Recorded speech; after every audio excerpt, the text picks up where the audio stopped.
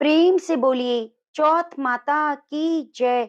गणेश भगवान की जय। आप सभी को सकट चौथ की हार्दिक शुभकामनाएं। सकट चौथ जिसे माघी चौथ भी कहते हैं, जो माघ महीने के कृष्ण पक्ष की संकष्टी चतुर्थी के दिन रखा जाता है। यह व्रत सभी माताओं बहनों के लिए बहुत ही महत्वपूर्ण होता है, क्योंकि इस दिन माताएं अपनी संतान की दीर्घायु के लिए, उनकी उज्जवल भविष्य के लिए निर्जला और निराहार रहकर व्रत रखती हैं। साथ ही निसंतान महिलाएं इस व्रत को संतान प्राप्ति की कामना से करती हैं, और इस व्रत में जितना आवश्यक अनिवार्य पूजा करना होता है, उससे भी ज्यादा जरूरी व्रत की कथा को सुनना होता है। तो आज मैं आपको सुनाने जा रही हूँ हर घर में सुनी सुनाई जाने वाली सकट चौथ माता की कथा। आप इस कथा को पूरा पूरा जरूर सुनिएगा, और कथा सुनते हुए हाथ में तिल और पुष्प रखें, और कथा समाप्ति के बाद तिल और पुष्प को जल के लोटे में डालकर चंद्र देवता को जल का अर्घ देना चाहिए। तभी कथा श्रवण का पूरा पूरा पुण्य प्राप्त होता है। सभी माताएं कथा सुनते हुए अपने बच्चों की दीर्घ आयु की कामना करते हुए वीडियो को लाइक करके कमेंट बॉक्स में सकट चौथ माता की जय जरूर जरूर लिखिए। एक बार एक गांव में एक बूढ़ी माई रहती थी। वह बूढ़ी माई बहुत ज्यादा गरीब थी। जब बूढ़ी माई के परिवार में उनका एक बेटा था, वही उनके बुढ़ापे का इकलौता सहारा था। उसके पास कुछ था तो नहीं, लेकिन गांव में जितने भी घरों में पशु थे, उन लोगों के पशुओं को बूढ़ी माई का बेटा जंगल चराने ले जाया करता, और शाम होने पर सभी गौं को गांव के लोगों को सुपुर्द कर दिया करता। पशु चराने के बाद गांव वाले जो कुछ भी दिया करते, उसी से माँ बेटे का घर चलता था। इसी तरह किसी तरह उनके दिन कट रहे थे। एक बार की बात है, बूढ़ी माई का बेटा गांव के पशुओं को जंगल चराने के लिए ले जा रहा था, तो रास्ते में उसे गांव की कुछ महिलाएं मिली। उसमें से एक महिला ने कहा, बेटा तुम तो सारा दिन जंगल में गाय चराते फिरते हो, घर में तुम्हारी माँ बैठकर पकवान बना बनाकर खाती है। लड़का बोला, ऐसा तो नहीं हो सकता, मेरी माँ कभी ऐसा नहीं कर सकती। तब गांव की वह महिला बोली, अगर तुम्हें विश्वास ना हो तो आज जरा सा थोड़ी देर पहले घर चले जाना और जाकर खुद अपनी आंखों से देख लेना। जब तुम अपनी आंखों से देखोगे तब तुम्हें विश्वास होगा। लड़के ने सोचा, ठीक है, देखने में क्या जाता है, आखिर मैं जल्दी घर चला जाऊंगा। अब लड़का हर दिन जिस समय पर अपने घर पहुंचा करता था, उस समय से थोड़ा पहले ही वे घर आ गया। उस दिन सकट चौथ का दिन था। बूढ़ी माई ने सकट चौथ का व्रत किया। वह तिलकुट बना रही थी। चूल्हे पर कढ़ाई चढ़ा रखी थी, जिसमें वह तिल भून रही थी। जलते हुए चूल्हे पर चढ़ी कढ़ाई देखकर, उसमें तिल भूने जाते देखकर अब तो लड़के को गांव की महिलाओं द्वारा सुनी हुई बातों पर विश्वास होने लगा। उसने सोचा, आखिरकार गांव की जो चाची ताई थी, वह ठीक कह रही थी। यहाँ देखिए, मैं तो जंगल में भूखा प्यासा दिन भर भटकता रहता हूँ, पशु चराता फिरता हूँ, और मेरी माँ पीछे से पकवान बनाकर खाती है। अब उसे गांव की महिलाओं द्वारा सीख लग गई, तो वह लड़का अपनी माँ से बोला, माँ मैं तो घर छोड़कर जाऊंगा। बूढ़ी माँ बोली, बेटा ऐसी क्या बात है जो तू बात सोच रहा है और कह रहा है। बेटा बोला, मैं तो चला जाता हूँ जंगल में और देख रहा हूँ तुम मेरे पीछे से पकवान बना बना कर खाती हो। मुझे खिलाना तो दूर की बात, मुझे पूछती तक भी नहीं।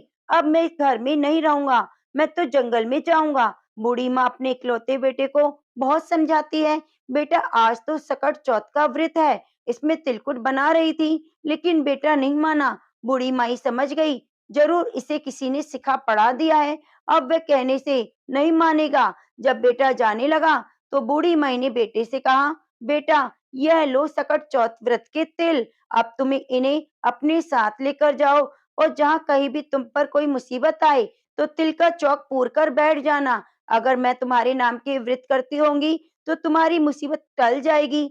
लड़के ने फिर माँ का मन रखने के लिए अपने हाथ में तिल ले लिए, और वह घर छोड़कर चल पड़ा। चलते चलते वह जंगल के पास पहुंच गया। जब जंगल के अंदर गया तो देखा सामने से एक बड़ा खूंखार शेर खड़ा है। शेर ने रास्ता रोक लिया और सोचा, आज तो मेरा बचना मुश्किल है, अब तो मुझे मरना ही होगा। अब वह डर के मारे कांपने लगा, और जब कोई व्यक्ति किसी मुसीबत में होता है तो डर के मारे सबसे पहले उस व्यक्ति को माँ की याद आती है। लड़के को भी अपनी माँ की याद आई। जैसी माँ की याद आई तो माँ की कही बातें भी उसे याद आ गई। बेटा, जब भी कोई मुसीबत पड़े तो तिल का चौक फोड़ कर बैठ जाना। अब बेटे ने झट से अपनी जेब से तिल निकाले और चौक फोड़ कर वहीं बैठ गया। कहने लगा, हे सकट माता, अगर मेरी माँ मेरे नाम का व्रत करती है तो ये शेर गाय बन जाए और यहाँ से चला जाए, नहीं तो आज मेरा मरना तय है। जैसे ही लड़के ने ऐसा कहा, देखते ही देखते सकट चौथ माता की कृपा से वह शेर गाय बनकर पूंछ हिलाता हुआ वहां से चला गया, क्योंकि बूढ़ी माई तो केवल अपने बेटे के नाम के ही व्रत करती थी। अब वह लड़का इधर जंगल में राम राम कहता हुआ बढ़ा। थोड़ा आगे बढ़ा तो देखा एक बहुत बड़ी नदी रास्ते में उफान पर आ गई है। अब उसने सोचा, अगर मैं नदी पार करूंगा तो उसमें गहरे पानी में डूब जाऊंगा, मर जाऊंगा।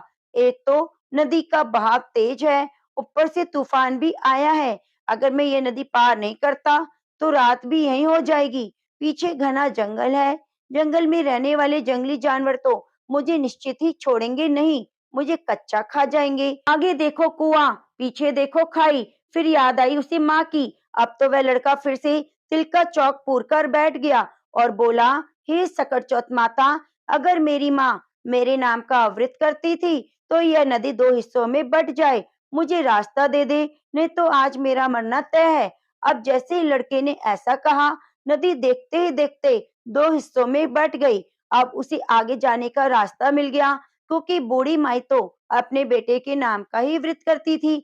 नदी पार करके वह दूसरी नगरी में पहुंच गया तो वहां उसने देखा एक बुढ़िया कुएं बनाती जा रही थी और आंखों से जार जार आंसू बहाकर रोती जा रही थी। उसने इस तरह से पकवान बनाती और रोती हुई बूढ़ी माई को देखा तो पूछा, अरे माई, बड़े पुए बना रही हो, इसका मतलब है तुम्हारे घर में कोई खुशी का माहौल है और साथ साथ तुम रो भी रही हो, तो जरूर तुम्हारे मन में कोई दुख है। अब मुझे बताओ, ये खुशी और दुख एक साथ कैसे? बूढ़ी माई बोली, बेटा मैं क्या बताऊं, हमारी नगरी में हर छठे महीने आवा पकता है। उस आवे में एक इंसान की बलि दी जाती है और उस इंसान को आवे में मिट्टी के बर्तनों के साथ बिठाया जाता है। वह जीवित नहीं बचता। हर घर से रोज एक घर का नंबर आता है। आज मेरे घर की बारी है। मेरा तो एक ही बेटा है। अगर मेरा बेटा आवे में बैठ जाएगा फिर मेरा क्या होगा? मेरा बेटा तो आज मर जाएगा। ये सोच सोच कर मैं दुखी हूँ और रो रही हूँ। आज मेरे बेटे का आखिरी दिन है। मैं चाहती हूँ कि आखिरी बार मैं उसके लिए पुए बनाऊं, पकवान बनाऊं। इसलिए आखिरी बार उसके लिए भोजन बना रही हूँ। तो सोचा कुछ अच्छा बनाकर खिला दूं और मेरे बेटे को पुए बहुत पसंद है, इसलिए मैं उसके लिए पुए बना रही हूँ। उस दुखिया की बात सुनकर बूढ़ी माई के बेटे को उस पर दया आ गई तो कहने लगा, बूढ़ी माई, अगर तुम ये सारे पुए मुझे खिला दो तो मैं तुम्हारे बेटे की जगह चला जाऊंगा। तो वह बूढ़ी माई बोली, बेटा तू तो चाहे जितने मर्जी पुए खा ले, चाहे सारे ही खा ले, लेकिन यहाँ किसी पर आई विपदा कौन टाल सकता है? बुलावा मेरे बेटे का है, लेकिन उसकी मृत्यु को कौन अपने हाथ में लेगा? तू उसके बदले क्यों जाएगा? ऐसा भला कौन अपनी मौत को गले लगाता है? लेकिन बूढ़ी माई का बेटा बोला, माँ आप चिंता मत करो, मैं तुम्हारे बेटे की जगह चला जाऊंगा। इस तरह भर पेट पुए खाकर वह सो गया। उसे तो गहरी नींद आ गई। इधर राजा के सैनिक का आदेश आया। बुढ़िया माई के बेटे को लेने के लिए वे आ गए और द्वार खटखटाने लगे। बूढ़ी माई ने जैसे ही आहट सुनी तो वे दूसरे कमरे में सो रही उस अजनबी लड़के के कमरे में गई और बाहर से दरवाजा, कुंडी, खिड़की खटखटाने लगी, लेकिन वह लड़का तो गहरी नींद में सोया था। आखिर बहुत देर तक खटखटाने के बाद वह लड़का उठकर बैठ गया और बोला, माई आ गए क्या लेने वाले? तो बूढ़ी माई बोली, हाँ बेटा, राजा के सैनिक आ गए। फिर वह बेटा सैनिकों के साथ चला गया, आवे में बैठ गया। आवे में बैठते ही उसने अपने माँ की याद आई। उसने अपने हाथ में फिर से तिल लिए और बोला, हे सकरचौथ माता, अगर मेरी माता मेरे नाम के व्रत करती है तो यह आग मेरा कुछ ना बिगाड़े। मैं इस आग में ना जलूं तो आज मेरा जलना नहीं तो तय है। 3 दिन हो गए। वहीं पास में कुछ बच्चे गिल्ली डंडा खेल रहे थे। खेलते खेलते बच्चों की गिल्ली उस बड़े से मटके में जाकर टकराई, जिसके अंदर वह लड़का और कुछ बर्तन रखे थे। और आवा पका हुआ था। जैसे टन से आवाज आई उस मटके से, तो आसपास के सभी लोग हैरान हो गए कि पहले तो आवा 6 महीने में पकता था, आज 3 दिन में कैसे पक गया। यह बात जानने सारे नगर के लोग इकट्ठा हो गए। राजा को पता चला तो राजा को भी बुलावा भेज दिया। अब तो आवे के चारों ओर बड़ी भारी भीड़ इकट्ठी हो गई। अब राजा ने सैनिकों से कहा, मटका उतारो। जैसे सैनिक मटका उतारने लगे, अंदर से आवाज आई, भाई धीरे धीरे उतारो, भाई धीरे धीरे उतारो। ये आवाज सुनते ही सैनिक तो डर के मारे दूर भाग गए कि आज तक तो इसमें से कभी आवाज नहीं आई, लगता है अंदर कोई भूत है। अब तो राजा भी तलवार निकालकर खड़े हो गए और बोले, सच सच बता, मटके के अंदर तू कौन है। तब मटके में से बूढ़ी माई का बेटा निकला और बोला, महाराज मैं कोई भूत नहीं, न मैं कोई पिशाच, बल्कि मैं तो एक बुढ़िया का बेटा हूँ और मेरी माई मेरे नाम की व्रत करती है, तो मैं बच गया। गांव की चाची ताई की सिखाई में आ गया और घर छोड़कर निकल आया। मेरी माँ ने चलते समय मुझे कुछ तेल दिए और कहा, बेटा कभी मुसीबत आए तो वे टल जाएगी। भाई यह देखो, मैं तो कहीं भी जाता हूँ और कोई मुसीबत आती है तो मैं तो तिल का चौक पूर कर बैठ जाता हूँ और मेरे ऊपर जो मुसीबत आती है वे टल जाती है। यह बात सुनकर रानी बोली, राजा जी क्यों ना अपनी राजकुमारी का ब्याह इससे कर दें, इसको तो आग भी नहीं जला सकी। राजा को रानी की बात अच्छी लगी और फिर राजा रानी ने अपनी बेटी का विवाह उस लड़के के साथ कर दिया। अब बूढ़ी माई का बेटा राजा के राजमहल में घर जमाई बनकर रहने लगा। अब तो बड़े ठाट से उसके दिन बीतने लगे। राजा की बेटी और बूढ़ी माई का बेटा दोनों एक दिन छत पर घूम रहे थे। घूमते घूमते अपने गांव की, अपने देश की याद आई, माँ की याद आई, तो बूढ़ी माई का बेटा अपनी पत्नी से बोला, देखो आज तो हमारे गांव की तरफ बादल छाए हैं, लगता है बहुत जोर की बारिश आने वाली है। राजा की बेटी बात सुनकर हैरान रह गई, पूछने लगी, क्या आपका भी कोई गांव है। बूढ़ी माई का बेटा बोला, हमारा गांव है, मेरा घर है, मेरी माँ है, सब कुछ है, माँ ही तो मेरी है। राजा की बेटी बोली, फिर हम यहाँ क्या कर रहे हैं, हम भी अपने घर चलेंगे। बूढ़ी माई के पास बूढ़ी माई का बेटा बोला, तुम अपने पिताजी से पूछ लो, अगर वह कहेंगे तो तुम्हें हम अपने घर लिवा कर ले जाएंगे। अब तो राजा की बेटी महल में जाकर अपने पिताजी से बोली, पिताजी आपके जमाई जी अपने घर जाना चाहते हैं।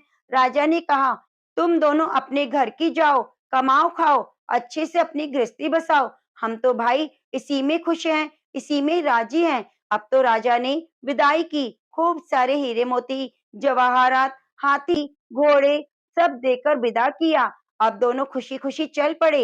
इधर बूढ़ी माई का बेटा गांव के पास आया तो उसने एक सैनिक को अपने घर भेजा कि जाओ और जाकर मेरी माँ को बता दो, उनका बेटा बहू आ गए हैं। अब सैनिक गया तो बूढ़ी माई रो रो कर अंधी हो गई थी। सैनिकों ने जाकर कहा, बूढ़ी माई आपका बेटा बहू आ गए हैं। बूढ़ी माई सैनिकों से बोली, बेटा सारा गांव तो मेरी हंसी उड़ाता है, अब तुम भी उड़ाने लगे। मेरा बेटा तो घर छोड़कर चला गया क्योंकि उसको तो सीख लग गई थी। पता नहीं अब तो कोई उसे जानवर खा गया होगा या वह जिंदा भी होगा कि नहीं, मुझे तो कोई खबर नहीं। सैनिक कहने लगे, नहीं माई, आपका बेटा सचमुच आया है, अपनी पत्नी को लेकर आया है। अब तो सारा गांव इकट्ठा हो गया, बूढ़ी माई का बेटा आ गया। लेकिन बूढ़ी माई को विश्वास नहीं हो रहा था। तब हाथ जोड़कर सकत माता का ध्यान करके बोली, हे चौथ माता, अगर मेरा बेटा सचमुच आया है तो दूध की धार सीधी इसकी मूंछों पर पड़े। ऐसे बूढ़ी माई का बेटा उसके सामने आया तो अंगिया फटकर दूध की धार छाती से बहकर बेटे की दाढ़ी मूछ पर गिर गई। अब तो पूरे गांव में हंगामा मच गया कि बूढ़ी माई का बेटा आ गया, बूढ़ी माई का बेटा आ गया। सकट चौथ माता की कृपा से बूढ़ी माई की आंखें भी ठीक हो गई। जैसे बेटा बहू सामने आए, उन्हें देखकर बूढ़ी माई बहुत खुश हुई। बेटा अपनी माँ के पैरों में गिर पड़ा, कहने लगा, माँ मुझे माफ कर दो, मैं तो चाची ताई की सिखाई में आ गया था और घर छोड़कर चला गया। तुम तो मेरे नाम का व्रत करती थी, तुम्हारे दिए गए तिल ने और सकट माता ने ही हर मुसीबत में मेरी रक्षा की। बेटी बहू को देखकर बूढ़ी माई अपने पुराने सारे दुख भूल गई। फिर बोली, बेटा सकट चौथ माता ने मूल लौटाया, साथ में ब्याज भी लौटा दिया। अब तो बूढ़ी माई के ठाट बाट हो गए। बेटा बहू खूब मन लगाकर बूढ़ी माई की सेवा करने लगे। हे सकट चौथ माता, जैसे तुमने बूढ़ी माई पर कृपा करी वैसे सभी पर करना। कहानी कहने सुनने वाले, हुंकारा भरने वाले पर करना। तो प्रेम से बोलो सकट चौथ माता की जय। अब आइए सुनते हैं देवरानी जिठानी की भगवान गणेश की कथा। एक शहर में देवरानी जिठानी रहती थी। जिठानी अमीर थी, देवरानी गरीब थी। देवरानी गणेश जी की भक्त थी। देवरानी का पति जंगल से लकड़ी काटकर बेचता और अक्सर बीमार रहता था। देवरानी जिठानी के घर का सारा काम करती और बदले में जेठानी बचा हुआ खाना, पुराने कपड़े उसको दे देती। इसी से देवरानी का परिवार चल रहा था। माघ महीने में देवरानी ने तिल चौथ का व्रत किया। 5 आने का तिल गुड़ लाकर तिलकुटा बनाया। पूजा करके तिल चौथ की कथा सुनी और तिलकुटा छीके में रख दिया। सोचा चांद उगने पर पहले तिलकुटा और उसके बाद कुछ खाएगी। कथा सुनकर वह जेठानी के यहाँ चली गई। खाना बनाकर जेठानी के बच्चों से खाना खाने को कहा तो बच्चे बोले, माँ ने व्रत किया है और माँ भूखी है। जब माँ खाना खाएगी तभी हम खाएंगे। जेठ जी को खाना खाने को कहा तो जेठ जी बोले, मैं अकेला नहीं खाऊंगा, जब चांद निकलेगा तब खाएंगे। जेठानी ने उसे कहा, आज तो किसी ने खाना नहीं खाया, तुम्हें कैसे दे दूं? तुम सवेरे ही बचा हुआ खाना ले जाना। देवरानी के घर पर पति, बच्चे सब आस लगाए बैठे थे कि आज तो त्योहार है, इसलिए कुछ पकवान आदि खाने को मिलेगा। परंतु जब बच्चों को पता चला आज तो रोटी नहीं मिलेगी, बच्चे रोने लगे। उसके पति को भी बहुत गुस्सा आया। कहने लगा, सारा दिन काम करके भी 2 रोटी नहीं ला सकती तो काम क्यों करती हो? पति ने गुस्से में आकर पत्नी को कपड़े के धोवन से मारा। धोवना हाथ से छूट गया तो पाटे से मारा। वे बेचारी गणेश जी को याद करती हुई रोते रोते पानी पीकर सो गई। उस दिन गणेश जी देवरानी के सपने में आए और कहने लगे, धोबने मारी पाटे मारी, सो रही है या जाग रही है? वह बोली, कुछ सो रही हूँ, कुछ जाग रही हूँ। गणेश जी बोले, भूख लगी है, खाने को दे दो। देवरानी बोली, क्या दूं? मेरे घर में तो अन्न का एक दाना भी नहीं। जेठानी बचा खुचा खाना देती थी, आज वह भी नहीं मिला। पूजा का बचा हुआ तिलकुटा छीके में पड़ा है, खा लो। तिलकुटा खाने के बाद गणेश जी बोले, धोवने मारी पाटे मारी, निपटाई लगी है, कहाँ निपटूं? वह बोली, यह पड़ा घर, जहाँ इच्छा हो निपट लो। फिर गणेश जी बच्चे की तरह बोले, कहाँ पहुंचूं? नींद में मग्न देवरानी को गुस्सा आया। कब से तंग किए जा रहे हो? बोले, मेरे सर पर पहुंचो। कहाँ पहुंचोगे? सुबह जब देवरानी उठी देखकर हैरान हो गई। पूरा घर हीरे मोती से जगमगा रहा है। सिर पर जहाँ विनायक जी पहुंचनी करके गए थे वह हीरे के टीके और बिंदी जगमगा रहे थे। उस दिन देवरानी जेठानी के यहाँ काम करने नहीं गई। बड़ी देर तक राह देखने के बाद जेठानी ने बच्चों को देवरानी को बुलाने भेजा। जेठानी ने सोचा कल खाना नहीं दिया इसलिए शायद देवरानी बुरा मान गई। बच्चे बुलाने गए, बोले, चाची चलो, माँ ने बुलाया है, सारा काम पड़ा है। देवरानी ने जवाब दिया, अब उसकी जरूरत नहीं, घर में सब भरा हुआ है, गणेश भगवान का आशीर्वाद है। बच्चों ने घर जाकर माँ को बताया, चाची का तो पूरा घर हीरे मोतियों से जगमगा रहा है। जेठानी दौड़ती हुई देवरानी के पास आई और पूछा, ये सब कैसे हुआ? देवरानी ने उसके साथ जो हुआ वह सब कह डाला। घर लौटकर जेठानी अपने पति से कहती है, आप मुझे धोवने पाटे से मारो। उसका पति बोला, भली मानस, मैंने कभी तुम पर हाथ नहीं उठाया, मैं तुम्हें धोवने पाटे से कैसे मारूं? वह नहीं मानी, जिद करने लगी। मजबूरन पति को मारना पड़ा। उसने ढेर सारा घी डालकर चूरमा बनाया, छींकी पर रख दिया और सो गई। रात को चौथ विनायक जी सपने में आए, कहने लगे, भूख लगी है, क्या खाऊं? जेठानी ने कहा, हे गणेश महाराज, मेरी देवरानी के यहाँ तो आपने सूखा तिलकुटा खाया था, मैंने तो झड़ते घी का चूरमा बनाकर आपके लिए छींके में रखा है, फल और मेवे भी रखे हैं, जो चाहे खा लो। बाल स्वरूप गणेश जी बोले, अब निपटू कहाँ? जेठानी बोली, उसके यहाँ तो टूटी फूटी झोपड़ी थी, मेरे यहाँ तो कंचन का महल है, जहाँ चाहो निपटो। गणेश जी ने पूछा, अब पहुंचू कहाँ? जेठानी बोली, मेरे ललाट पर बड़ी सी बिंदी लगाकर पहुंच लो। धन की भूखी जेठानी सुबह जल्दी उठ गई। सोचा घर हीरे जवाहरात से भरा होगा, पर देखा पूरे घर में गंदगी फैल गई थी। तेज बदबू आ रही थी। उसके सिर पर भी बहुत सी गंदगी लगी हुई थी। उसने कहा, हे गणेश जी महाराज, ये आपने क्या किया? मुझसे रूठे देवरानी पर टूटे। जेठानी ने घर और सफाई करने की बहुत कोशिश की, परंतु गंदगी ज्यादा फैलती ही जा रही थी। जेठानी के पति को मालूम चला तो वह बहुत गुस्सा आया। बोला, तेरे पास सब कुछ था, फिर भी तेरा मन नहीं भरा। परेशान होकर चौथ के गणेश जी से मदद की विनती करने लगी। गणेश जी ने कहा, देवरानी की जलन के कारण तूने जो किया उसका फल है। अब तू अपने धन में से आधा उसे देगी, तब ये साफ होगा। उसने आधा धन बांट दिया, किंतु मोहरों की खांडी चूल्हे के नीचे गाड़ कर रख दी। उसने सोचा किसी को पता नहीं चलेगा। उसने उस धन को नहीं बांटा। उसने कहा, हे श्री गणेश, अब तो अपना बिखराव समेटो। वे बोले, पहले चूल्हे के नीचे गाड़ी हुई मोहरों की हांडी सहित ताक में रखी हुई 2 सुई के भी 2 हिस्से कर दो। इस प्रकार गजानन ने बाल स्वरूप में आकर सुई जैसी छोटी चीज का भी बंटवारा किया और अपनी माया समेट ली। हे गणेश जी महाराज, जैसे आपने देवरानी पर कृपा करी वैसे सब पर करना। जैसे जिठानी को सजा दी वैसे किसी को मत देना। कहानी कहने सुनने वाले, हुंकारा भरने वाले सभी पर अपनी कृपा करना। सभी की संतानों को लंबी आयु देना, सुख सौभाग्य देना। तो प्रेम से बोलो, गणेश भगवान की जय, चौथ माता की जय। एक साहूकार और एक साहूकारनी थे। वे धर्म पुण्य को नहीं मानते थे। इसके कारण उनके घर में कोई संतान नहीं थी। एक दिन साहूकारनी पड़ोसी के घर गई। उस दिन सकट चौथ था। वह पड़ोसन सकट चौथ की पूजा करके कहानी सुन रही थी। साहूकारनी ने पड़ोसन से पूछा, तुम क्या कर रही हो? तब पड़ोसन बोली, आज चौथ का व्रत है, इसलिए कहानी सुन रही हूँ। तब साहूकारनी बोली, चौथ के व्रत से क्या होता है?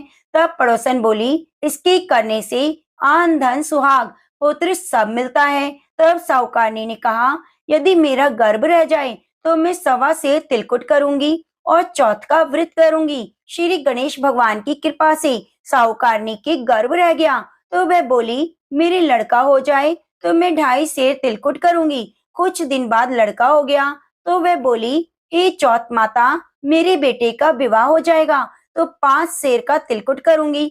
कुछ वर्षों के बाद उसके बेटे का विवाह तय हो गया। उसका बेटा विवाह करने चला गया, लेकिन साहूकारनी ने तिलकुट नहीं किया। इस कारण से चौथ माता क्रोधित हो गई और उन्होंने फेरों से उसके बेटे को उठाकर पीपल के पेड़ पर बिठा दिया। सभी वर को खोजने लगे, पर वह नहीं मिला। हताश होकर सारे लोग अपने अपने घर को लौट आए। इधर जिस लड़की से साहूकारनी के लड़के का विवाह होने वाला था, वह अपनी सहेलियों के साथ गणगौर पूजन के लिए जंगल में डूब लेने गई। तभी रास्ते में पीपल के पेड़ से आवाज आई, ओ मेरी अर्धब्याही। यह सुनकर जब लड़की घर आई, उसके बाद धीरे धीरे सूखकर कांटा होने लगी। एक दिन लड़की की माँ ने कहा, मैं तुम्हें अच्छा खिलाती हूँ, अच्छा पहनाती हूँ, फिर भी सूखती क्यों जा रही हो? ऐसा क्यों? तब लड़की अपनी माँ से बोली, जब भी दूब लेने जंगल जाती हूँ तो पीपल के पेड़ से एक आदमी बोलता है, ओ मेरी अर्धब्याही। उसने मेहंदी लगा रखी है और सेहरा भी बांध रखा है। तब उसकी माँ ने पीपल के पेड़ के पास जाकर देखा तो यह तो उसका जमाई है। तब उसकी माँ ने जमाई से कहा, यहाँ क्यों बैठे हो? मेरी बेटी तो अर्धब्याही कर दी, अब क्या करोगे? साहूकारनी का बेटा बोला, मेरी माँ ने चौथ का तिलकुटा बोला था, लेकिन नहीं किया, इसलिए चौथ माता ने नाराज होकर यहाँ बिठा दिया। यह सुनकर उस लड़की की माँ साहूकारनी के घर गई और पूछा, तुमने सकट चौथ का कुछ बोला था क्या? तब साहूकारनी बोली, तिलकुट बोला था। उसके बाद साहूकारनी बोली, मेरा बेटा घर आ जाए तो 2.5 मन का तिलकुट करूंगी। इससे गणेश भगवान प्रसन्न हो गए और बेटे को फेरों में लाकर बिठा दिया। बेटे का विवाह धूमधाम से हुआ। जब साहूकारनी का बेटा बहू घर आए तो साहूकारनी ने 2.5 मन तिलकुट किया और बोली, हे चौथ माता, आपके आशीर्वाद से मेरे बेटे बहू घर आए, जिससे मैं हमेशा तिलकुट करके व्रत करूंगी। इसके बाद सारे नगर निवासियों ने तिलकुट के साथ सकट चौथ का व्रत प्रारंभ कर दिया। हे सकट चौथ माता, जिस प्रकार साहूकारनी को बेटे बहू से मिलवाया, वैसे हम सबको मिलवाना। इस कथा को कहने सुनने वालों का भला करना। तो प्रेम से बोलो, सकट चौथ माता की जय, गणेश भगवान की जय।